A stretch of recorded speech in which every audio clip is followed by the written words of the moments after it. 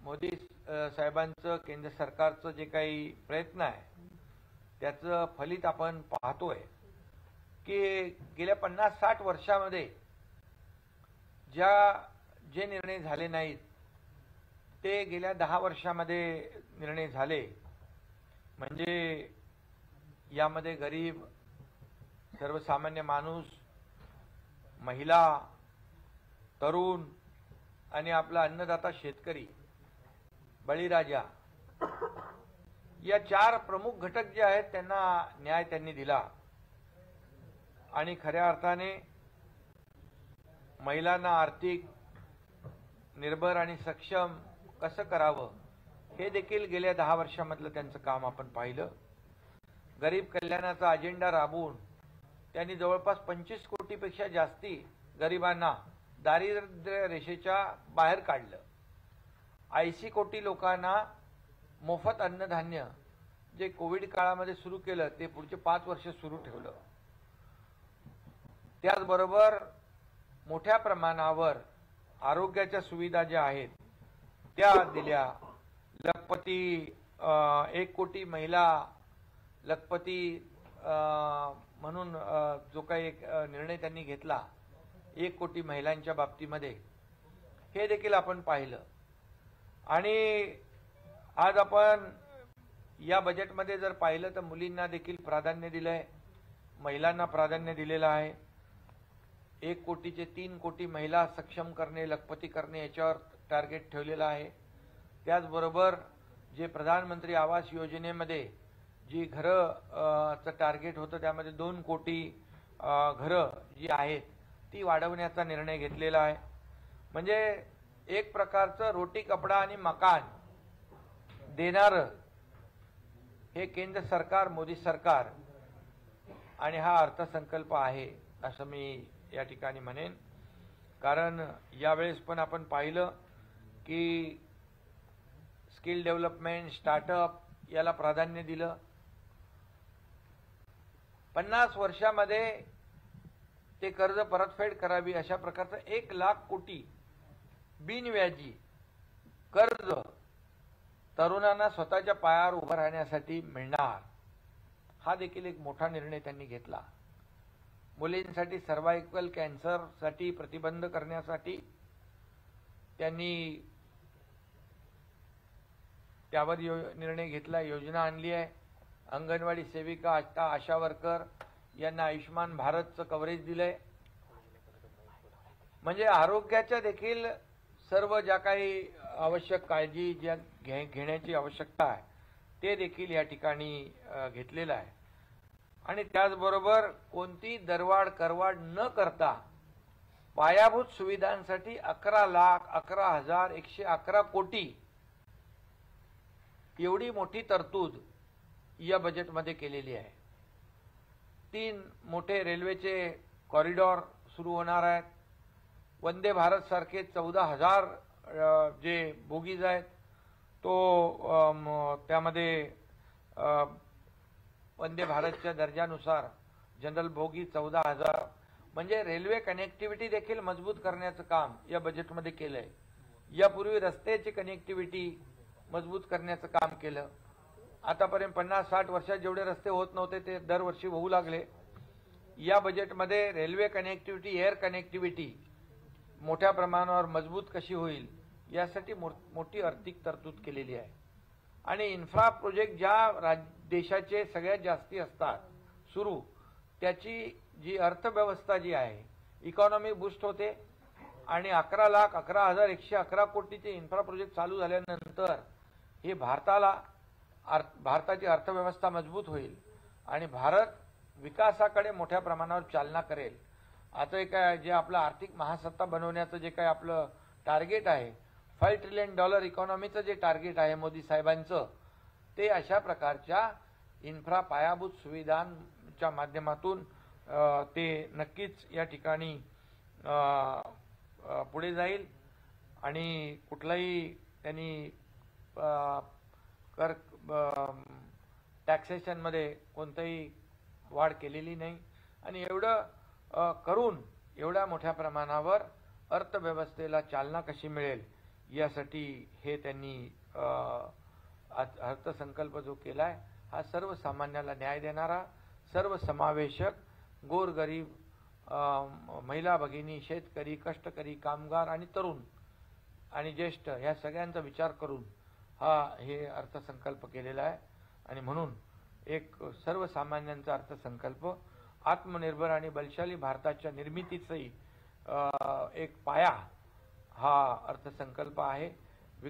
विकसनशील भारत ते विकसित भारत हे पाऊल जे आहे ते विकसित भारत या ध्येयाकडे वाटचाल करणारा हा अर्थसंकल्प आहे.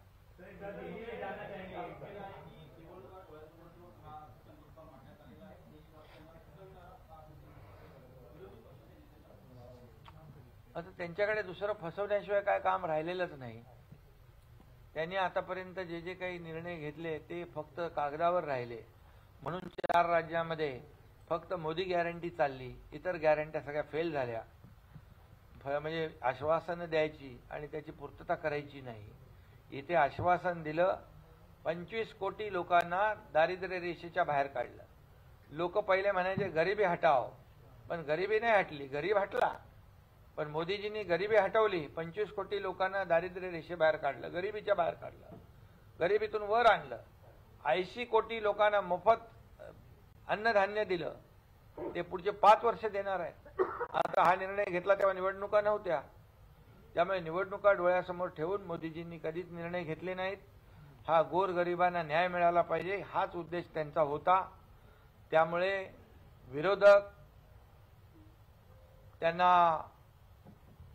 आरोप करण्याशिवाय दुसरा पर्याय नाही. आणि त्यांची गत जी आहे ती काय झाली आहे देशामध्ये आपण पाहिलेली आहे. त्यांची इंडिया अलायन्स का काय आघाडी आहे त्याची परिस्थिती आपण पाहतोय. एक त्यांचा नेता ते निवडू शकले नाहीत, हे त्यांचं अपयश आहे. त्यामुळे जेव्हा जेव्हा मोदीजींवर त्यांनी आरोप केले, 2014ला मोदीजींवर आरोप केले, तेव्हा तेव्हा यांचा सुपडा साफ झाला. 2019ला आरोप केले, सगळे एकत्र आले, तेव्हाही त्यांनी जनतेने त्यांना मोदीजींना साथ दिली, तेव्हाही त्यांचा सुपडा साफ झाला. आता देखील ते सगळे मिळून आरोप प्रत्यारोप करतायत, तेव्हाही त्यांचा सुपडा साफ होणार आहे. आणि अबकी बार तो काही 400 पार अशी घोषणा आहे. आणि म्हणजे ही परिस्थिती. आणि आता जनतेनेच गॅरंटी घेतलेली आहे मोदीजींना परत प्रधानमंत्री बनवायची, कारण त्यांचीच गॅरंटी आज राज्यात आणि देशात चालती आहे. जे बोलतात ते करतात आणि बाकी लोक फक्त फसव्या घोषणा करतात. निवडणुका आल्या की फसवायचं, खोटी आश्वासन द्यायची, पण खोटी आश्वासनं त्यांची 4 राज्यात चालली नाहीत हे आपण पाहिलेलं आहे.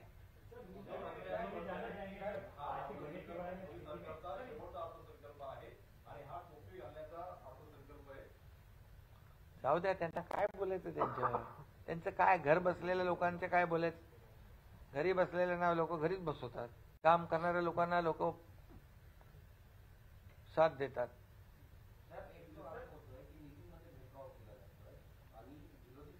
तुम्ही आता कुठलं केंद्राच्या बजेटचं पाहिजे पत्रकार काय कसलं आहे तुमचं, हे बोला ना, काय तुम्हाला पाहिजे. पुन्हा मोदी सरकार स्थापन होईल आणि गॅरंटी जनतेने घेतलेल्या आहे. हा देश महासत्तेकडे जाताना आपण पाहतोय आणि यासाठी जनतेने या देशातल्या मोदीजींना पसंती दिलेली आहे. आणि मोदीजींच्या नेतृत्वाखाली आर्थिक महासत्ता, हा देश महासत्तेकडे जाईल. देशात आता 5व्या नंबरवर आपला 10व्यावरून 5व्यावर आणलाय, तो 3ऱ्यावर मोदीजी आणतील आणि हे लोकांनी ठरवलंय. त्यामुळे हे विरोधक कितीही काही आकांडतांडव केला तर त्या एक नेता नाही निवडू शकले अजून, तर त्या आणि काय मोदीजींना टक्कर देणार.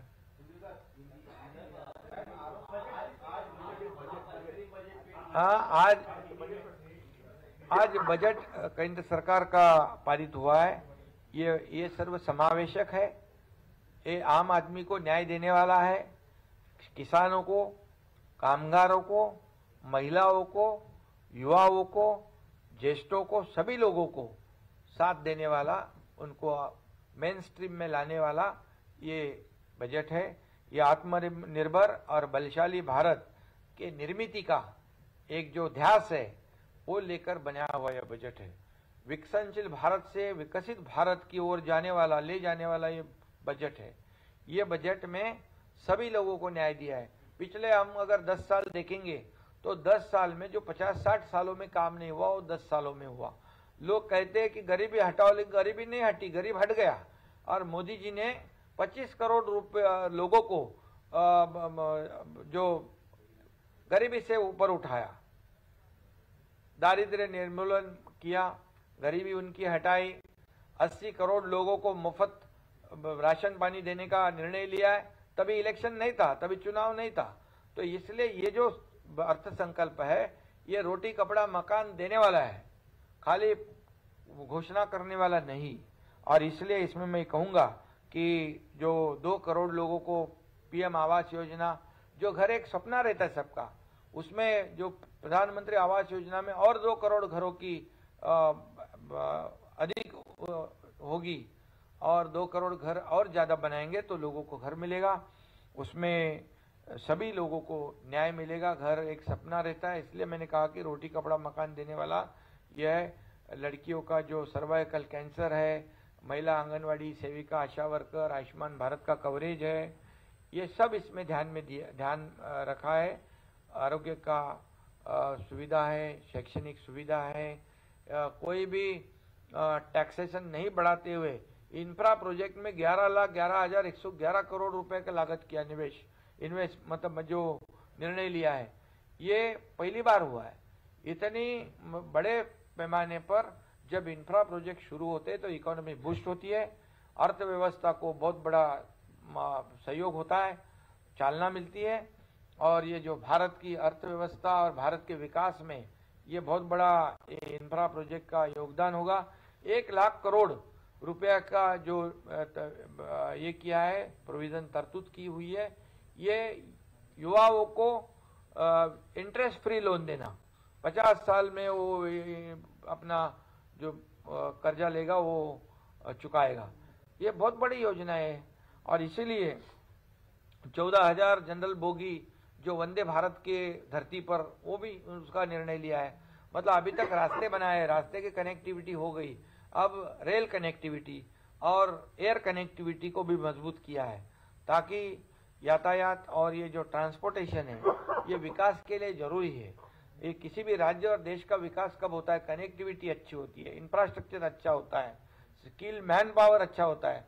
तो ये सभी चीजों को ध्यान में रखते हुए मोदी जी ने ये किया है। और 3 बड़े रेलवे के कॉरिडोर निर्माण करने का भी निर्णय इस बजट में लिया है। और इसलिए मैं कहूंगा कि ये बहुत ही गरीबों का, सर्वसामान्य लोगों को न्याय देने वाला ये अर्थ संकल्प है। ये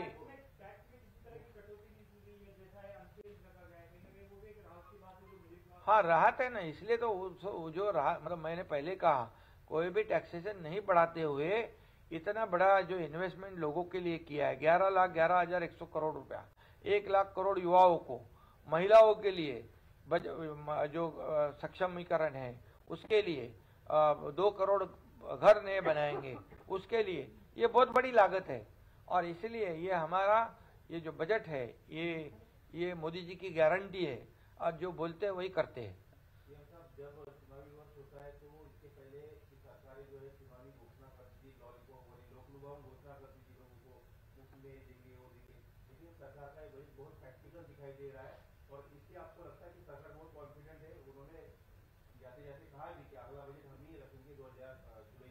हाँ, तो ये विश्वास है उनको, ये उनकी गारंटी है।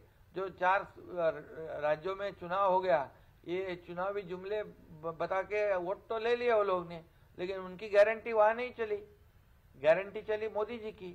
और मोदी जी की गारंटी चलती है। और अब लोगों ने अभी गारंटी दी है फिर एक बार, जो अगर हमारे देश को आगे बढ़ाना है, अर्थ महासत्ता बनाना है, तो मोदी जी के नेतृत्व में ये हमारा भारत महासत्ता बनेगा।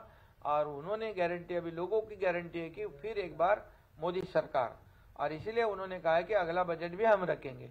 ये विश्वास है, ये काम पे जो निर्णय लिया है ना, जो 50-60 सालों में निर्णय नहीं लिया, जो नहीं ले पाए, ये पिछले 10 सालों में निर्णय लिया है।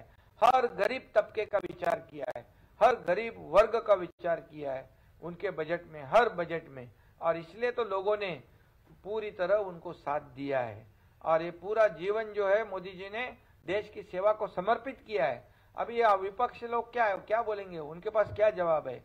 वो तो एक नेता भी नहीं चुन पाए मोदी जी के सामने। और इसलिए इस बार लोगों ने तय कर लिया है, ये सरकार जो आएगी, मोदी जी की सरकार आएगी और फिर हमारे देश को आगे बढ़ाएगी। सर, उद्धव ठाकरे का ये कहना है कि आखिरी बजट था मोदी सरकार का। आखिरी बजट था क्या है? अच्छा, इसलिए तो मोदी जी ने गारंटी जो दी है, अगला बजट जो है वो भी वही पेश करेंगे और वही मंजूर करेंगे, क्योंकि आज इनके पास कोई नेता ही नहीं है। ये आरोप प्रत्यारोप के बिना कुछ भी नहीं कर सकते, ये सब डरे हुए हैं। ये मोदी जी को, मतलब मोदी जी को इतने डरते हैं कि सब लोग इकट्ठा होके भी, जब 2014 में सब लोग इकट्ठा होके मोदी जी के सामने खड़े हो गए तो जनता ने उनको उनकी जगह दिखाई। 2019 को भी मोदी जी को ऐसे ही सब इकट्ठा हुए, उनको आरोप प्रत्यारोप लगाया तो और पूरी बुरी हालत हो गई। अभी 2024 में तो पूरी तरह डूब जाएंगे। चलो, थैंक यू।